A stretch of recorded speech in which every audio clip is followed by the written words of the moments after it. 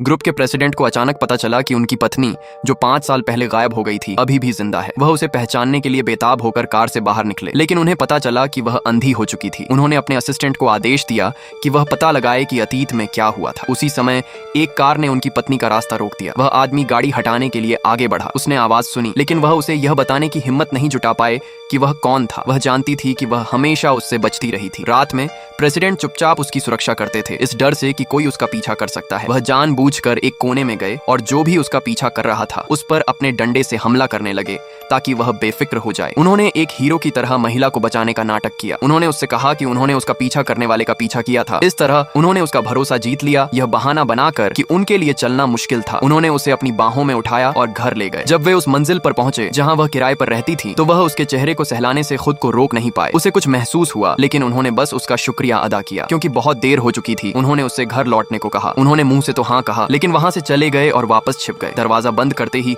उसे लगा कि वह चला गया है। फिर उन्होंने खाना बनाना शुरू किया। सब्जी काटते समय उनकी उंगली कट गई। उन्हें बहुत अफसोस हुआ। उन्हें लगा कि उसने उन सभी सालों में बहुत तकलीफ झेली थी। फिर वह नहाने चली गई। जब वह बाहर आई तो उसने बिस्तर पर अपने कपड़े ढूंढे, लेकिन उसे वे नहीं मिले। उन्होंने बिना कोई आवाज किए कपड़े उसके हाथों में थमा दिए। रात में जब वह गहरी नींद में सो रही थी तो वह उसके पास बैठे और उसके माथे पर प्यार से एक किस किया और उन्होंने सावधानी से उसकी कटी हुई उंगली पर पट्टी बांधी। उन्होंने पूरे दिल से कामना की कि वह जल्द ही उनके पास लौट आए। अगले दिन उन्होंने पड़ोस का घर खरीद लिया। वह अपनी पड़ोसी के पास से गुजरे और उसका अभिवादन किया, लेकिन उसने उनकी आवाज पहचान ली। उस पल वह जैसे जम से गए। उसने उनसे नाटक बंद करने को कहा। कल से ही उसने उनकी आवाज पहचान ली थी।